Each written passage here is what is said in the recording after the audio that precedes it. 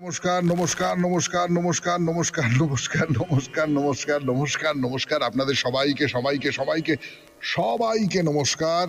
সবাইকার প্রতি অজস্র শুভকামনা। সবাইকে স্বাগত জানাচ্ছি আমাদের এই শরণাগত অনুষ্ঠানে। সবাইকে শুভ সকাল। সবাইকে আজকে প্রধান যে কারণে একটা বিশেষ দিন, সেটা হচ্ছে আজকে মহাবীর জয়ন্তী। জৈনদের খুব বড় একটা উৎসবের দিন মহাবীর জয়ন্তী। তার বাইরে আজকে আসামে সতী সাধনী দিবস বলে। আর আজকে কিন্তু মদন দেবের পুজো, মানে কোচবিহার জেলার দিনহাটা থানার অন্তর্গত খালিশা গোসানিমারি গ্রামে মদন কামদেবের পুজোর দিন আজকে। তো বেনিবান্ধব শীলের পঞ্জিকা অনুযায়ী আজকের দিনটার কথা বলি। আজকে 8ই বৈশাখ 1431, ইংরেজির 21শে এপ্রিল 2024, রবিবার। সূর্যোদয়ের সময় ভোর 5:16, সূর্যাস্তের সময় বিকেল 5:57। আজকে ত্রয়োদশী, উত্তর ফল্গুনী নক্ষত্র। জন্মে কন্যা রাশি, বৈশ্যবর্ণ, মতান্তরে শূদ্রবর্ণ নরগণ। অপরাহ্ন 5:20 গতে দেবগণ। আমাদের হোয়াটসঅ্যাপে চিঠি পাঠাবার নাম্বার 9831922927। চিঠির গোড়ায় অতি অবশ্যই SG লিখতে হবে। আর শনিবারে মহাপুরুষের কথা বলতে গেলে কিন্তু SGর সঙ্গে মহাপুরুষের কথাটাও লিখে দিতে হবে। তো এইবার তাহলে অনুষ্ঠান পরিচিতি বলার কথা, সেই অনুষ্ঠান পরিচিতিতে বলি কতদূর পর্যন্ত হয়েছিল। মহাপ্রভু এখন নীলাচলে আছেন। নীলাচল থেকে তিনি আলালনাথে চলে গেছেন। তার কারণ স্নান যাত্রা হয়েছে। স্নান যাত্রার পর থেকে জগন্নাথ দেব এক পক্ষ, মানে 15 দিন অদর্শনে থাকেন, তাকে দর্শন করা যায় না। তো তার মানে জগন্নাথ দেবের সঙ্গে মহাপ্রভুর দর্শন হচ্ছে না, তিনি দর্শন করতে পারছেন না। সেই দুঃখে তিনি বিরহ সহ্য করতে না পেরে আলালনাথে চলে গেছেন। এদিকে দুটো ব্যাপার হয়েছে। প্রথম যে ব্যাপারটা, সেটা হচ্ছে যে উড়িষ্যার রাজা প্রতাপরুদ্রদেব, তিনি তো খুব দেখতে চাইছেন, চৈতন্যদেবকে দর্শন করতে চাইছেন। চৈতন্যদেব বলেছেন, না না না না না না, ও রাজা রাজরার সঙ্গে আমি দেখা করব না, আমি সন্ন্যাসী, আমি রাজা রাজরাকে আমি দর্শন দিতে পারবো না।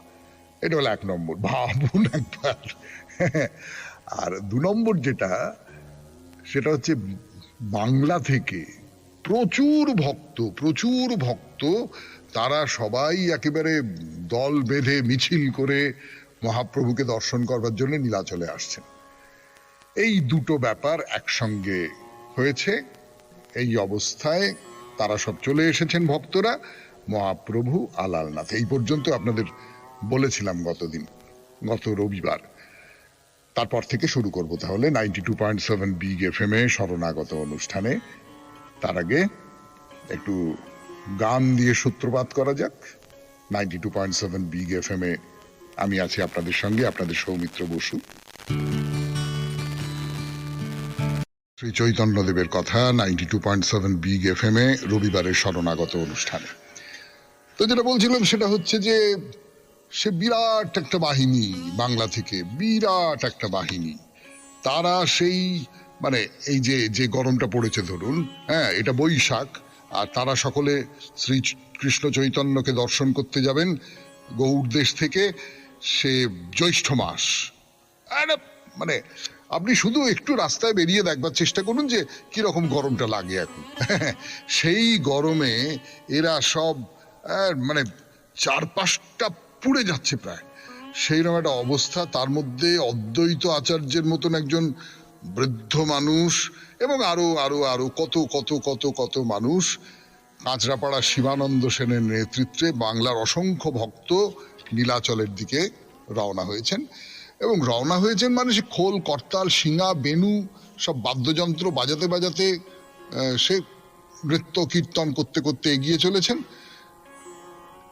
আবার এদিকে প্রতাপরুদ্রদেবও চৈতন্যদেবকে দর্শন করতে চান। এইদিকে বাংলার ভক্তরা সব অল্প দিনের মধ্যেই এসে যাবেন। সেই খবর শুনে সার্বভৌম আচার্য আলালনাথে গিয়ে মহাপ্রভুকে বললেন যে, মহাপ্রভু, এইরকম তো ব্যাপার, বাংলা থেকে সব লোকজনেরা আসছেন, আপনার ভক্ত মানুষেরা আসছেন, আপনি এখন আলালনাথে বসে থাকলে কি করে হবে, আপনি চলুন। তো মহাপ্রভু বেশ চলে এসেছেন। আর রাজাকে সার্বভৌম বলেছেন যে মহাপ্রভু কিন্তু আলালনাথ থেকে এখানে চলে এসেছেন। তো গৌড় ভক্তজন যে কোনো দিন এসে পড়বেন, সকলেই অস্থির হয়ে উঠেছেন। আর সার্বভৌম আচার্য রাজার কাছে আছেন, তিনি রাজাকে দেখেই বুঝেছেন যে রাজাও খুব উদ্বিগ্ন যে এত বড় একটা কাণ্ড হচ্ছে, এটা তো একটা প্রেস্টিজের ব্যাপারও বটেই, এত ভক্ত আসছেন। তা এমন সময় গোপীনাথ আচার্য ব্যস্ত হয়ে তার কাছে এসে খবর দিলেন যে কয়েকশো গৌড় ভক্ত নরেন্দ্র সরোবরের তীরে এসে উপস্থিত হয়েছেন, তাদের থাকার ব্যবস্থা করতে হবে, খাওয়ার ব্যবস্থা করতে হবে, এতগুলো লোক কি কি করা যাবে না যাবে। তো রাজা বললেন ঠিক আছে ঠিক আছে ঠিক আছে, আমি এখনই পরীক্ষাকে নির্দেশ দিচ্ছি, সেই সমস্ত ব্যবস্থা করে দেবে। পরীক্ষা মানে হচ্ছে মন্দিরের যে কর্মচারী আর কি, মন্দিরের দায়িত্ব যা, তাকে ব্যবস্থা করতে বলছি। তো কিন্তু ভট্টাচার্য যারা আসছেন তাদের পরিচয় তুমি আমাকে জানাবে। তার সার্বভৌম তো বহুদিন ধরেই নবদ্বীপের বাইরে, অনেককেই তিনি চিনতে পারবেন না। তবে গোপীনাথ তো নবদ্বীপের সঙ্গে যুক্ত, তিনি সকলকে চেনেন, সেই জন্য সার্বভৌম বললেন যে গোপীনাথ তুমি এই দায়িত্বটা নাও, কে কে আসছেন, তাদের নাম কি, তাদের পরিচয় কি, সেই কথাগুলো একটু বলতে হবে। তো রাজা সার্বভৌম আর গোপীনাথকে নিয়ে এবারে প্রাসাদের চূড়ায় চলে গেছেন। মহাপ্রভু শুনেছেন যে এরকম ভক্তরা সব আসছেন, তিনি জগন্নাথের মালা চন্দন প্রসাদ দিয়ে স্বরূপ আর গোবিন্দকে তাদের বরণ করে নিয়ে আসবার জন্য পাঠিয়ে দিয়েছেন। তারা তাদের সামনে উপস্থিত হয়ে প্রথমেই অদ্বৈত আচার্যকে মালা চন্দনে বিভূষিত করলেন, দণ্ডবত প্রণাম জানিয়ে অভ্যর্থনা করলেন। তো রাজা প্রাসাদের উপর থেকে তাই দেখে বলছে যে আচ্ছা ইনি কে, কি সুঠাম দেহ, অঙ্গ থেকে যেন জ্যোতি বিচ্ছুরিত হচ্ছে। তা গোপীনাথ বললেন ইনি অদ্বৈত আচার্য, যার আহ্বানে প্রভুকে নবদ্বীপে আবির্ভূত হতে হয়েছে। ইনি বাংলার বৈষ্ণব কুলের প্রধান, চৈতন্যদেব তাকে নারা বলে ডাকে। 92.7 বিগ এফএম এ রবিবারের শরণাগত অনুষ্ঠান শুনছেন। আমি আছি আপনাদের সঙ্গে, আপনাদের সৌমিত্র বসু। ফিরে আসছি গানের পর। 92.7 বিগ এফএম এ রবিবারের শরণাগত অনুষ্ঠানে এনে মহাপ্রভুর চেয়ে অনেক বড়, অনেক বড়, 52 বছরের বড়, বহুদিন বেঁচে ছিলেন, মানে 125 বছর বেঁচে ছিলেন তিনি, আদিবাড়ি শ্রীহট্টে। তার কথা একটু বলি আপনাদের, এই অদ্বৈত আচার্যের কথা। মাত্র 12 বছর যখন তার বয়স, 12 বছর, ভেবে দেখুন আপনার বাড়ির 12 বছরের ছেলেটি বা নাতনিটির বা নাতিটির কথা ভাবুন। এই 12 বছর বয়সে বেদ ও পঞ্চানন উপাধি লাভ করেছিলেন, মানে 5 মুখে বেদ বলতে পারে এইরকম একজন মানুষ। মহাপ্রভু তার কাছে বেদের পাঠের শিক্ষা নিয়েছিলেন। তো লোকনাথ গদাধর মানে চৈতন্যদেবের একান্ত পার্ষদ, তার কাছে ভাগবত শিক্ষা নিয়েছিলেন। মহাপ্রভু সেই টোলে থেকে তাদের মুখে ভাগবত শুনে কণ্ঠস্থ করেছিলেন। অদ্বৈত আচার্য খুব পণ্ডিত মানুষ, খুব পণ্ডিত মানুষ, গীতা এবং যোগ বাশিষ্ঠের ভাষ্য রচনা করেছিলেন। তো তিনি 17-18 বছর বয়সে, তাও যখন তার বাবা চলে গেলেন, বাবা মার পারলৌকিক ক্রিয়া সম্পাদনের জন্য গয়ায় গিয়েছিলেন, সেখান থেকে তীর্থ পর্যটনে ভারত ভ্রমণে বেরিয়ে পড়েন। সে নানান জায়গায় ঘুরে ঘুরে ঘুরে ঘুরে, মন্দির মঠ সব ঘুরে, সেই উদীপির কথা বলেছিলাম আপনাদের, যেখানে মহাপ্রভুর যে তত্ত্ব তাই নিয়ে সংশয় প্রকাশ করেছিলেন সেখানকার যারা মাধ্যাচার্যের শিষ্য, যারা সেই মঠের লোক, সেই উদীপিতে সেই মাধ্যাচার্যের আশ্রমে মাধবেন্দ্র পুরীর সঙ্গে তার দেখা হয়, সেই অদ্বৈত আচার্য। এবং তার কাছে তিনি খানিকটা পাঠ গ্রহণ করেন, এবং এই পাঠ গ্রহণের ফলে তার মনটা পাল্টে গেল। তিনি মাধবেন্দ্রর কাছে বৈষ্ণব ধর্মে দীক্ষা গ্রহণ করলেন। তো পরবর্তীকালে মাধবেন্দ্র পুরী নীলাচল যাবার পথে অদ্বৈতের আকর্ষণে নবদ্বীপে তার কাছে এসেছিলেন। সেই সময় ভক্ত সংঘ করে কীর্তন ভাগবত এই সমস্ত আলোচনা হয়। এই হলো তার পরিচয়। 92.7 বিগ এফএম এ শুনছেন রবিবারের শরণাগত। আমি আছি আপনাদের সঙ্গে, আপনাদের সৌমিত্র বসু। 92.7 বিগ এফএম এ শরণাগত অনুষ্ঠানে আমি আপনাদের সৌমিত্র বসু বলছিলাম অদ্বৈত আচার্যের কথা। অদ্বৈত আচার্যকে বুঝতেই পারছেন, অদ্বৈত আচার্যের কাছে মহাপ্রভু লেখাপড়া করেছেন, বেদ পাঠ করেছেন, শিক্ষা নিয়েছেন। ফলে মহাপ্রভু অদ্বৈত আচার্যকে একেবারে পরম গুরুদেব বলে মনে করতেন। তো তাই সেই জন্য তাকে প্রথমে বন্দনা করা হবে, প্রথমে মালা চন্দন দিয়ে সম্বর্ধনা দেওয়া হবে, তারপরে সম্বর্ধনা জানানো হলো শ্রীবাসকে। শ্রীবাসের কথা বলি। শ্রীহট্ট নিবাসী বৈদিক ব্রাহ্মণ জলধর পণ্ডিতের সন্তান শ্রীবাস। তিনি নবদ্বীপে এসে বসতি করে শ্রী চৈতন্য মহাপ্রভুর একেবারে ভক্ত, সব সময় তার সঙ্গে থাকতেন। সেই যে গয়াতে গিয়েছিলেন মহাপ্রভু, সেখান থেকে ফিরে আসার পর যখন ভাব উন্মাদনায় আক্রান্ত হয়েছেন, তখন শ্রীবাসের ঘরেই পার্শ্বদের নিয়ে নৃত্য কীর্তন ইত্যাদি ইত্যাদি করতেন। সে তো আপনারা সকলেই জানেন। তা পাঁচ ভাইয়ের সংসারে একসময় খুব অর্থকষ্ট দেখা দিয়েছিল, কিন্তু শ্রীবাস বয়সে বড়, সবচেয়ে বড় ভাই, কিন্তু তিনি সংসারের কোনো দায়িত্ব পালন করছেন না, উদাসীন হয়ে আছেন। তা মহাপ্রভু সে কথা জেনে তাকে জিজ্ঞেস করলেন যে, আচ্ছা শ্রীবাস, তুমি আবার একটা কথা বলো তো, তোমার সংসার চলে কি করে? তোমার সংসার এত বড়, অথচ তুমি তো কিছু রোজগার করো না, তুমি সকলকে প্রতিপালন করছো কি করে? তো শ্রীবাস তাকে বলেছিলেন যে, প্রভু, কৃষ্ণ সেবা ছেড়ে অন্য কোথাও যেতে আমার মন চায় না, আর প্রাণ ধারণ তার জন্য আমি দুঃখ বা কষ্ট বোধ করি না। তা মহাপ্রভু বললেন, তাহলে সন্ন্যাস নিচ্ছ না কেন? শ্রীবাস বললেন, প্রভু, সন্ন্যাস ধর্ম বড় কঠিন, বড় কষ্টেরও, আমার দ্বারা হবে না। তখন শ্রী চৈতন্যদেব কি বলেছিলেন বলুন তো? বলেছিলেন, সন্ন্যাস নেবে না, ভিক্ষা করতে পরের দ্বারে দাঁড়াতে পারবে না, পরিবারের পোষণটা কিভাবে হবে? তোমার কথাতে আমি কিছু বুঝতে পারছি না, তুমি কি সকলকে অনাহারে রাখবে? তো শ্রীবাস বললেন যে, প্রভু, আমার সিদ্ধান্ত, 3 বার ইঙ্গিতে যদি আহার না মেলে তাহলে গলায় ঘট বেঁধে গঙ্গায় প্রবেশ করব। অভিমান করে বললেন। মহাপ্রভু বললেন, শ্রীবাস, তোমার উপবাস হবে না। যে ভক্ত অনন্য চিত্ত হয়ে আমার চিন্তা করতে করতে আমার উপাসনা করে, আমাতে নিত্যযুক্ত হয়, তার যোগ এবং ক্ষেমও আমি বহন করি। যদি কদাচিৎ বা লক্ষ্মীও ভিক্ষা করে, তথাপিও দারিদ্র না হবে তোমার ঘরে। মহাপ্রভু এইরকম আশীর্বাদ করেছিলেন। এই হলেন শ্রীবাস। 92.7 বিগ এফএম এ রবিবারের শরণাগত অনুষ্ঠানে শুনছেন নীলাচলে মহাপ্রভুকে দর্শন করবার জন্য যারা এসেছেন তাদের কথা। ফিরে আসছি গানের পর। ভক্ত এসেছেন নীলাচলে মহাপ্রভুকে দর্শন করবার জন্য গৌড় থেকে, আপনাদের বলেছি সে কথা। তাদের মধ্যে কয়েকজনের পরিচয় দিয়েছি এই 92.7 বিগ এফএম এ রবিবারের শরণাগত অনুষ্ঠানে। অদ্বৈত আচার্যের পরিচয় দিয়েছি, শ্রীবাসের পরিচয় দিয়েছি, এদের পরিচয় আগেও দিয়েছিলাম কিন্তু এত বিস্তারিত ভাবে দিইনি, সেটা দিয়েছি। এবার যার কথা বলেছি তার কথা আগে বলিনি।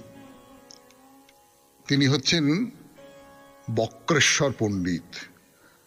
বক্রেশ্বরও কিন্তু মহাপ্রভুর চেয়ে বয়সে বড় এবং মহাপ্রভুর খুব কাছের লোক, পার্ষদ বলতে যেটা বোঝায় আর কি।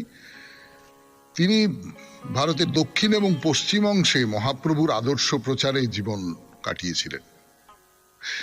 এইটা দেখুন, আমাদের ঠাকুর শ্রী রামকৃষ্ণ পরমহংসদেব, তিনি তো আমাদের এই বাংলা ছেড়ে কোথাও যাননি, ওই দক্ষিণেশ্বর বা যেখানে তার জন্মস্থান বা এইরকম কলকাতা, এই। কিন্তু তার শিষ্য যারা, তারা গোটা পৃথিবীতে তার নাম প্রচার করে বেরিয়েছেন এবং তার ফলে আজকে রামকৃষ্ণ মিশন, তার কথা তো একেবারে দিক দিগন্তে প্রসারিত। সেটা তার শিষ্যদের দ্বারা। তাদের মধ্যে প্রধান নিশ্চয়ই স্বামী বিবেকানন্দ এবং আরো অন্য, ব্রহ্মানন্দের কথা বলতে পারি, অভেদানন্দের কথা বলতে পারি, এরকম অজস্র, এরকম নাম করে কিছু করা যাবে না। এখনো পর্যন্ত তার যারা ভক্ত শিষ্য, শ্রী রামকৃষ্ণ পরমহংসদেবের ভক্ত শিষ্য, তারা চারপাশে তার নাম প্রচার করে বেড়াচ্ছেন, বিলিয়ে বেড়াচ্ছেন, তার কথা বলে বেড়াচ্ছেন। তা শ্রী চৈতন্যদেবের যারা অনুরাগী ভক্ত পার্ষদ, তারাও কিন্তু ঠিক এই রকম করে চারপাশে প্রচার করেছে। তো এই বক্রেশ্বর, গঙ্গাদাস পণ্ডিত, গঙ্গাদাস পণ্ডিত নামটা চেনা চেনা লাগছে। এই গঙ্গাদাস পণ্ডিতের টোলে শ্রী চৈতন্যদেব স্মৃতি আর ব্যাকরণের পাঠ নিয়েছিলেন সেই ছোটবেলায়। তার মানে তার বয়স হয়েছে, তিনিও চলে এসেছেন। রাঘব পণ্ডিত, পানিহাটির রাঘব পণ্ডিত, তিনিও খুব বড় পণ্ডিত। তো রাঘবের ভগিনী দময়ন্তী, তিনি মহাপ্রভুর খুব ভক্ত ছিলেন। রথযাত্রার সময় যখন বাংলা থেকে ভক্তের দল নীলাচলে যেতেন, রাঘব প্রতি বছর নিজে বা লোক দিয়ে দময়ন্তী তৈরি করা মহাপ্রভুর প্রিয় খাবার সব পাঠিয়ে দিতেন। তাকে বলা হতো রাঘবের ঝালি। এখনো এই প্রথা এখনো বজায় আছে। তো বাংলার দলে আরো অনেকে আছেন। গদাধর পণ্ডিত, আপনারা জানেন মহাপ্রভুর খুব প্রিয় মানুষ। নবদ্বীপের আচার্য রত্ন, খড়দার নিত্যানন্দ স্বরূপের প্রাণের দোসর পুরন্দর পণ্ডিত, কুলাই গ্রামের গোবিন্দ, মাধব, বাসু ঘোষ, এই তিন ভাই। মাধবেন্দ্রপুরীর শিষ্য নৃসিংহানন্দ, মহাপ্রভু খুব ভালোবাসতেন তাকে। দেবানন্দ খুব ভালো ভাগবত পাঠ করতে পারতেন, তার ভাই নারায়ণ। ব্রহ্মানন্দ পুরী, আরো আরো আরো সব অনেকে অনেকে অনেকে অনেকে অনেকে অনেকে। তো শিবানন্দ আর বাসুদত্ত এই দুজন দুঘড়া গঙ্গা জল নিয়ে পুরীতে গিয়েছিলেন। তারা প্রত্যেক পাত্রের অর্ধেক জল এক ভাগ জগন্নাথ দেবকে আর অন্য ভাগ মহাপ্রভুকে দিয়েছিলেন। তো তারা সব এসেছেন। রাজা তো সেই মনে আছে, প্রাসাদের একেবারে চূড়া থেকে গোপীনাথকে বলছে যে কে এরা, কে? তা গোপীনাথ এক এক এক এক করে তাদের সবাইকার পরিচয় রাজার কাছে জানালেন। তাদের সকলকেই বরণ অভ্যর্থনা, আলিঙ্গন এসব করে স্বরূপ আর গোবিন্দ নরেন্দ্র সরোবর থেকে মন্দিরের পথে মহাপ্রভুর যে গৃহ সেইখানে নিয়ে চলেছেন। আর সেই বাজনা বাজছে, নাচ হচ্ছে, কীর্তন হচ্ছে, জয় জগন্নাথ বলতে বলতে বলতে বলতে সবাই তো এগিয়ে চলেছেন। এবং হরিদাস তিনি আগে আগে এসেছেন।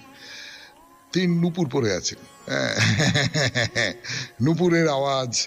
মুকুন্দ অসম্ভব সুন্দর গান গাইতে পারতেন, অদ্বৈত তিনি নাচছেন। আর রাজা প্রতাপরুদ্রদেব তিনি প্রাসাদের চূড়ায় দাঁড়িয়ে বলছেন আহা আহা, কি মধুর স্বর, কি মধুর কীর্তন শুনতে পাচ্ছি, আহা হা হা হা হা, এমন আমি কখনো দেখিনি, শুনিও নি। আহা আহা হা হা। 92.7 বিগ এফএম-এ শুনছেন রবিবারের শরণাগত। আমি আছি আপনাদের সঙ্গে, আপনাদের সৌমিত্র বসু। ফিরে আসছি গানের পর। থেকে এই সমস্তটা দেখে একবারে মুগ্ধ হয়ে গেছেন। শুনছেন রবিবারের শরণাগত। শ্রী চৈতন্যদেবের কথা বলছি। শ্রী চৈতন্যদেবকে দর্শন করবার জন্য গৌড় থেকে সব ভক্তরা এসেছেন। আর রাজা প্রতাপরুদ্রদেব প্রাসাদের চূড়া থেকে তাই দেখছেন। 92.7 বিগ এফএম-এ শরণাগত অনুষ্ঠানে সেই কথা বলছি আপনাদের। এই যে প্রাসাদের শীর্ষ থেকে রাজা দেখছেন, পাশে তো সার্বভৌম আছেন। সার্বভৌম বলছেন যে এই যে মধুর কৃষ্ণ নামের মিশ্রণে কীর্তন গান, মহারাজ এও কিন্তু চৈতন্যদেবেরই সৃষ্টি। এই কথাটা হয়তো পুরোটা ঠিক নয়, এটা বলে রাখা ভালো আপনাদের। তার কারণ মহাপ্রভু আবির্ভূত হবার আগেও বাংলায় কীর্তন গানের প্রচলন ছিল, কিন্তু সেটা ঘরের মধ্যে ছিল। কিছু মানুষ তাদের নিজেদের মতন করে কীর্তন গান করতেন। চৈতন্যদেব তাকে রাজপথে নিয়ে এসে একটা গণসঙ্গীতে রূপান্তরিত করলেন। এবং এই যে তাকে মানে ধরুন, কীর্তন এখনো পর্যন্ত আমাদের বাংলার একটা অন্যতম প্রধান সঙ্গীতের ধারা। এখন আস্তে আস্তে আস্তে আস্তে খানিকটা হয়তো কমে আসছে, তার প্রভাব কমে আসছে না, তাও একেবারে কমে আসছে কি করে বলবো। কীর্তন একটা ধারা, মানে একটা গুরুত্বপূর্ণ ধারা। এই যে কীর্তনকে জনপ্রিয় করা, এই জনপ্রিয় করার কাজটা চৈতন্যদেব করেছেন, এতে কোনো সন্দেহ নেই। মানে চৈতন্যদেব তিনি কীর্তনের প্রবর্তক না হতেই পারেন, কিন্তু সংগঠক ছিলেন, এতে কোনো সন্দেহ নেই। তো সার্বভৌম রাজাকে বলছেন যে হরিনাম গানই কলির ধর্ম। ভাগবতে সুখদেব গোস্বামী সে কথা রাজা পরীক্ষিতকে বলেছিলেন যে নাম সংকীর্তন, নাম সংকীর্তন, নাম সংকীর্তন দিয়ে ভগবানের ভক্তিরূপের আরাধনা, এইটাই হচ্ছে এই জগতে জীবের পরম ধর্ম। স্বর্গ থেকে মন্দাকিনীর ধারাকে মর্তে নিয়ে এসে গঙ্গা রূপে প্রবাহিত করে চৈতন্যদেব পতিত উদ্ধারের সুনির্দিষ্ট পথ যেন তৈরি করে দিলেন। এই যে কীর্তন, এ যেন স্বর্গের মন্দাকিনী ছিল, তাকে চৈতন্যদেব মর্তে নিয়ে এলেন। তো মহাপ্রভু গম্ভীরাতে যখন থাকতেন, কৃষ্ণ বিরহে উন্মাদ হয়ে থাকতেন, তো তখন তার যে পার্শ্বদ তাদের কাছে বলেছেন যে নাম সংকীর্তন মানুষের চিত্তরূপ দর্পণকে ধুয়ে মুছে পরিষ্কার করে দেয়, এই বিশ্বের সমস্ত পাপ তাপ বিনাশ করে দেয়, জীবের ভববন্ধন মোচন করে, আনন্দ বর্ধন করে, যত পান করা যায় তত পান করতে ইচ্ছে করে, অমৃতে অরুচি সম্ভব, হরি নামে কদাপি নহে। আচ্ছা, এই কথাটা আমরা তো কথামৃত পড়ছি, শ্রী রামকৃষ্ণ পরমহংসদেবও এইরকম করেই বলেছেন না? 92.7 বিগ এফএমে রবিবারে শরণাগত শুনছেন, জীবনকে বদলে দেওয়ার শরণাগত। আমি আছি আপনাদের সঙ্গে, আপনাদের সৌমিত্র বসু। যাকে রাজা শুনছেন দেখছেন, সে কথা বলছি আপনাদের 92.7 বিগ এফএমে শরণাগত অনুষ্ঠানে। তো রাজা সার্বভৌমকে জিজ্ঞেস করছেন, আচ্ছা শাস্ত্র প্রমাণে তুমি তাকে ঈশ্বর বলছো বটে, কিন্তু পণ্ডিতেরা তা মানে না কেন? তা সার্বভৌম বলছেন যে তার কৃপা ছাড়া কৃষ্ণ চেতনা আসে না। এই কথাটা পণ্ডিতেরা বুঝতে পারেন না। যে মানুষের ভক্তি নেই, যে মানুষ জড় বস্তু পরিত্যাগ না করে, সারা জীবন বিচার করলেও তার মহিমা তত্ত্ব সে জানতে পারে না। এই যে আমি আবারও বলছি, শ্রী রামকৃষ্ণ পরমহংসদেব যেটা বলছেন যে এই কামনা টামনা বাসনা এই সমস্তগুলোকে বাদ দিতে হবে, এটাকেই চৈতন্যদেব বলছেন বা সার্বভৌম বলছেন যে ভক্তি আনতে হবে মনের মধ্যে। এই যে জড় বস্তু যা কিছু সেইগুলোকে পরিত্যাগ করতে হবে, সেটা না করে সারা জীবন ধরে যদি বিচার করে যাই এটা ঠিক না, ওটা ভুল, এটা তাহলে তার মহিমা জানতে পারা যাবে না। সেই জন্যে তার কৃপা দরকার। তো রাজা সার্বভৌমের কাছে জানতে চাইছেন যে আচ্ছা এই যে গৌড়ীয় ভক্তরা যারা এসেছেন সবাই মিলে, তারা জগন্নাথ দর্শন না করে শ্রী চৈতন্যের বাসার দিকে আগে গেলেন কেন? তো সার্বভৌম বলছেন এটাই তো স্বাভাবিক প্রীতি। তারা মহাপ্রভুকে ভালোবাসেন, তীব্রভাবে ভালোবাসেন। তারা মহাপ্রভুর সঙ্গে মিলনের জন্য একেবারে উদ্গ্রীব হয়ে উঠেছেন। তো রাজা দেখছেন, নানান রকম দেখছেন, আর দেখে এটা ওটা নানান প্রশ্ন জাগছে মনের মধ্যে। তো রাজা জিজ্ঞেস করছে যে আচ্ছা এই যে বাণীনাথ এত মহাপ্রসাদ নিয়ে শ্রী চৈতন্যের বাসায় যাচ্ছে কেন? তো সার্বভৌম বলছেন এসব মহাপ্রভুর নির্দেশ। রাজা বলছেন না না, কিন্তু তীর্থে তো সবচেয়ে আগে উপবাস করতে হবে, আগে ক্ষৌরকর্ম করতে হবে, দাড়ি গোপ ইত্যাদি সমস্তটা কামিয়ে ফেলতে হবে, উপবাস করতে হবে, তা না করে অন্ন গ্রহণ করা এটা তো নিয়ম নয়, এই নিয়মটা ভাঙা হচ্ছে কেন? তো সার্বভৌম বলছেন আপনি যা বলছেন সবটাই ঠিক, তবে এসবটাই বিধি ধর্ম, কিন্তু এখানে ভগবানের পরোক্ষ নির্দেশ জড়িয়ে আছে। শাস্ত্রবিধিতে বলছে যে তীর্থক্ষেত্রে যাবার আগে ব্রহ্মচর্য পালন করতে হয়, উপবাসী থাকতে হয়, মাথা মুন্ডন করে স্নান করতে হয়। সেই বিধান শুধু পাপস্খালনের জন্যে। পুরুষোত্তম তীর্থ করেন তীর্থক্ষেত্রকেই পবিত্র করবার জন্য। যুধিষ্ঠির বিদুরকে বলেছিলেন যে ধর্ম পালনে স্বয়ং ভগবানের নির্দেশ অমান্য করাই অপরাধ। ভগবান কি বলছেন? ভগবান বলছেন সর্বধর্মান পরিত্যাজ্য মামেকাং শরণাং ব্রজ। সমস্ত ধর্ম পরিত্যাগ করে আমার শরণাগত হও। আর মহাপ্রভু নিজে তাদের বসিয়ে খাওয়াবেন, এ সৌভাগ্য কার হয়? এই সব কথাবার্তা হলো। রাজা একবারে প্রাসাদ চূড়া থেকে নেমে এলেন, এসে কাশী মিশ্র আর যে পরিছা মানে মন্দিরের তত্ত্বাবধান যারা করেন, যাদের উপর দায়িত্ব দিয়েছিলেন, তাদের বললেন যে গৌড় দেশ থেকে যত সব ভক্ত এসেছেন তাদের প্রত্যেকের থাকার এবং খাওয়ার বন্দোবস্ত করে দিতে হবে। 92.7 বিগ এফএম এ রবিবারের শরণাগত। ফিরে আসছি গানের পর। বিগ এফএম এ শরণাগত অনুষ্ঠানে রাজা তো আদেশ দিয়েছেন যে সমস্ত ব্যবস্থা করতে হবে। গৌড় থেকে যে ভক্তরা এসেছেন তারা যাতে ঠিক মতো আহার গ্রহণ করতে পারেন তার সমস্ত ব্যবস্থা রাজার পক্ষ থেকে করে দেওয়া হবে এবং তারা স্বচ্ছন্দে যাতে মন্দির দর্শন করতে পারেন তার সমস্ত ব্যবস্থা করে দিতে হবে। তো মহাপ্রভু গম্ভীরায় আছেন আর গৌড় ভক্তের দল মন্দিরকে ডান দিকে রেখে তার গৃহের দিকে যাচ্ছে। মহাপ্রভু শুনতে পেয়েছেন যে প্রচুর মানুষ জয়ধ্বনি দিতে দিতে কীর্তন করতে করতে মহাপ্রভুর জয়ধ্বনি দিতে দিতে রাস্তা দিয়ে যাচ্ছেন। গম্ভীরা থেকে মহাপ্রভু টের পেয়েছেন। সঙ্গী ভক্ত যারা ছিল তাদের নিয়ে রাজপথে এসে দাঁড়িয়েছেন। কতদিন পর বাংলার মানুষদের সঙ্গে তার মিলন হচ্ছে। তার সমস্ত মন একেবারে আনন্দে উদ্বেল হয়ে উঠছে, মানে সে সমুদ্রের ঢেউয়ের মতো হচ্ছে আর কি।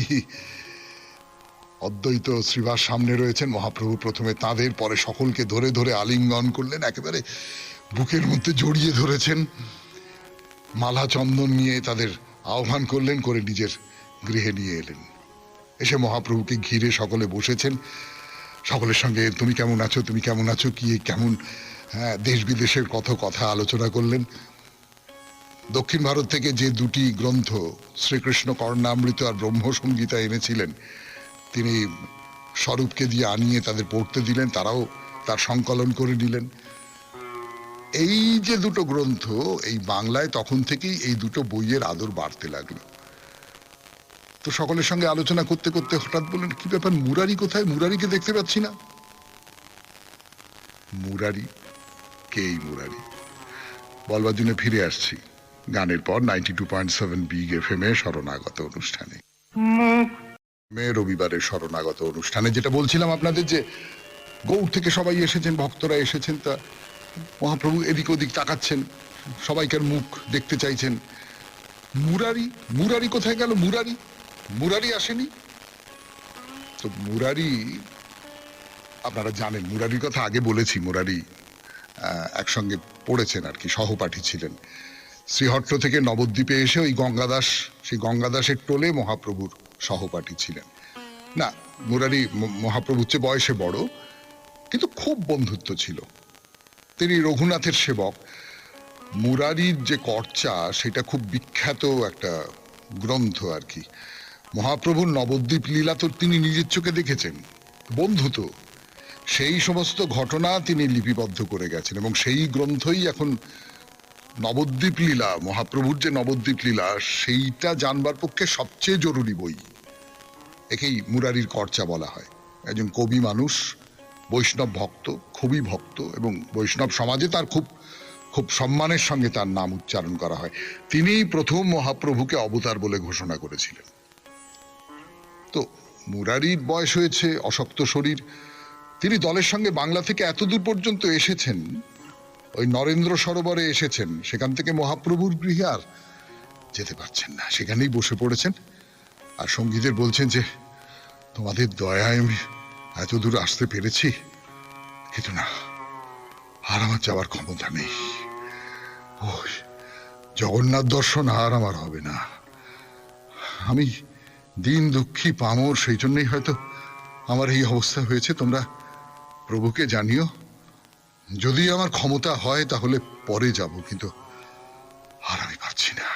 সেই বাংলা থেকে নীলাচলে যাওয়া, হাঁটতে হাঁটতে হাঁটতে হাঁটতে, কি সোজা কথা? তো বলা হলো মহাপ্রভুকে সেই কথা, যে মুরারি এরম কথা বলেছেন। মহাপ্রভু বললেন, সে কি, না না না না না, এই যাও যাও, দুজন ভক্তকে বলে যাও, তার কাছে যাও, গিয়ে নিয়ে এসো, যেমন করে হোক নিয়ে এসো, যাতে কোনো কষ্ট না হয়, সেই রকম করে নিয়ে এসো, আমার কাছে নিয়ে এসো। আমি মুরারিকে না দেখে কেমন করে থাকবো? তো মুরারিকে নিয়ে আসা হলো।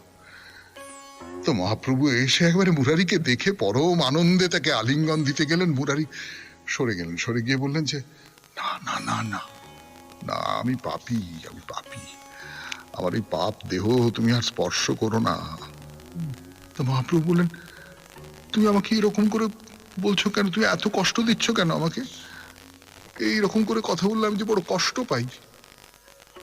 তো গায়ে মাথায় এসব হাত বুলিয়ে দিচ্ছেন, আর মুরারি আর হাউ হাউ করে কাঁদছেন। মহাপ্রভুর সারা অঙ্গ ভিজে যাচ্ছে। মহাপ্রভু থেকে আদর করে পাশে বসিয়ে পিঠে হাত বুলিয়ে দিচ্ছেন। হ্যাঁ, এরম হচ্ছে। হঠাৎ দাঁড়িয়ে পড়লেন। কি হলো? হরিদাস আসেনি কেন? সভারে সম্মানী প্রভুর হইল উল্লাস, হরিদাসে না দেখিয়া কহে কাহা হরিদাস। হরিদাস আসেনি কেন? হরিদাস তো, হরিদাস কোথায় আছেন এখন বলবার জন্য ফিরে আসছি 92.7 বিগ এফএম এ শরণাগত অনুষ্ঠানে গানের পর। 92.7 বিগ এফএম এ রবিবারের শরণাগত অনুষ্ঠানে এইবার সেই কথা বলি। হরিদাস ভেতরে আসেননি, ভেতরে আসেননি, বাইরে ওই রাজপথে বসে বসে নাম গান কীর্তন করছেন। সে কথা বলা হলো মহাপ্রভু। মহাপ্রভু সে কি? এই না না না না না, যাও যাও যাও যাও যাও যাও, ভেতরে নিয়ে এসো, যাও ডেকে নিয়ে এসো, যাও। তো দুজন সেবক হরিদাসের কাছে গেলেন, গিয়ে বললেন যে, এ কি হরিদাস, তুমি এখানে কেন? তাড়াতাড়ি চলো, মহাপ্রভু তোমার সঙ্গে মিলনের অপেক্ষায় রয়েছেন, অস্থির হয়ে উঠেছেন। হরিদাস বলল, না না না না, আমি যাবো না, আমি যাবো না, আমি যাবো না। জাতি, আমার তো মন্দিরে প্রবেশ করবার অধিকার নেই। এই যে মহাপ্রভু যেখানে থাকেন, এই যে বাগান বাড়ি, এর একটা কোণে কোনো একটা জায়গায় যদি আমার একটু ঠাঁই হয়, যেখান দিয়ে প্রভু জগন্নাথের সেবকদের যাতায়াতের পথ থাকবে না, আমার অঙ্গ স্পর্শ তাদের অসুচি করতে পারবে না, আমি সেইখানে থেকে পরম আনন্দে নাম কীর্তন করবো। আমি এইটুকু চাই, তার চেয়ে বেশি আমি আর কিচ্ছু চাই না। আমাকে তো দুজনে ফিরে এসে মহাপ্রভুকে বললেন যে, হরিদাস তো এরকম একটা কথা বললেন, কি করব, জোর করে নিয়ে আসবো? মহাপ্রভু চুপ করে গেলেন, চুপ করে রইলেন একেবারে, কোনো কথা নয়, কোনো প্রতিক্রিয়া নয়। বেশ, আচ্ছা, তাহলে গোপীনাথ, এই গৌড় দেশ থেকে যারা এসেছেন তাদের কোথায় থাকবেন, তারা কি আহার করবেন, মহাপ্রসাদের ব্যবস্থা, এই সমস্ত ব্যবস্থা করো সব। তো সকলে এবার উঠে যাচ্ছেন, যার যার গৃহে যাবেন, বিশ্রাম করবেন। তা মহাপ্রভু রাজমন্ত্রী কাশী মিশ্রকে ডেকে পাঠালেন। কাশী মিশ্রকে ডেকে বললেন যে, আমার নিকটে এই পুষ্পের উদ্যানে একখানি ঘর আছে পরম নির্জনে, সেই ঘর আমাকে দেহ আছে প্রয়োজন, নিভৃতে বসিয়া তাহে করিব স্মরণ। এই যে বাগান বাড়িটা আছে তোমার, এই বাগান বাড়ির মধ্যে একটা ঘর আছে, নির্জন একটেরে একটা ঘর। তুমি যদি আমাকে অনুমতি দাও তাহলে আমি সেই ঘরে থাকতে চাই, আমি নির্জনে তাকে মনে করতে চাই, তাকে স্মরণ করতে চাই, তার নাম গান করতে চাই। তো কাশী মিশ্র বললেন, এ কি কথা, আমার সবকিছুই তো তোমাকে অর্পণ করেছি, তাহলে তুমি অনুমতি চাইছো কেন? তুমি যেখানে ইচ্ছে থাকো, এ সবটাই তো তোমার। কিন্তু মহাপ্রভু যে এইরকম করে কাশী মিশ্রের অনুমতি নিচ্ছেন, তার একটা কারণ তো আপনারা বুঝতেই পারেন, যে অসম্ভব ভদ্রতা বোধ এবং এক ধরনের একটা সংকোচ। দেখুন, কাশী মিশ্র একজন ব্রাহ্মণ পণ্ডিত, তার কতকগুলো আচার আচরণের নিয়ম কানুন তো থাকবে, তার বাড়িতে কতকগুলো আচার আচরণের নিয়ম থাকবে। হরিদাস তথাকথিত অন্তজ, অন্তজ বলে সত্যি সত্যি কিছু হয় না, কিন্তু তথাকথিত অন্তজ, সমাজের চোখে অন্তজ। তো হরিদাস, তিনি যে সংকোচটা বোধ করছেন, সেই সংকোচটা যদি আচার বিচারের দিক থেকে দেখা যায় তাহলে সেই সংকোচটার একটা মানে আছে। কিন্তু তাহলে আমিও এখানে থাকবো না, আমিও একটা নির্জন জায়গায় চলে যাব, সেইখানে আমার থাকবার অনুমতি দিন। লোকে কি বলবে না বলবে, সমাজ এটাকে মানবে কি না মানবে, এই সমস্ত কথাগুলো কিন্তু মহাপ্রভু অগ্রাহ্য করতেন না। কাশী মিশ্র তো গোঁড়া আচারী, সেই জন্যে কাশী মিশ্র কি, তার অনুমতিটা নিতে হবে। তো কাশী মিশ্র মহাপ্রভুর নির্দেশ পেয়ে চলে গেছেন। মহাপ্রভু গৌড় ভক্তদের বললেন যে, যাও যাও, তোমরা নিজের নিজের গৃহে যাও, সমুদ্র স্নান সেরে মন্দির চূড়া দর্শন করে আবার এখানে আসবে, সকলেই মহাপ্রসাদ গ্রহণ করবে। যাও যাও। কিন্তু আর তো সময় নেই, এইবারে শেষ করতে হবে মহাপ্রভুর পুণ্য কথা 92.7 বিগ এফএম এ শরণাগত অনুষ্ঠানে। শেষ করবার আগে যে কথাটা বলবার, আমাদের হোয়াটসঅ্যাপে চিঠি পাঠাবার নাম্বার 9831922927, চিঠির গোড়ায় অতি অবশ্যই SG। আর শনিবারের যে চিরকুট তাতে SGর সঙ্গে লিখতে হবে মহাপুরুষের কথা, না লিখলে বিপদ। খুব ভালো থাকবেন, আনন্দে থাকবেন।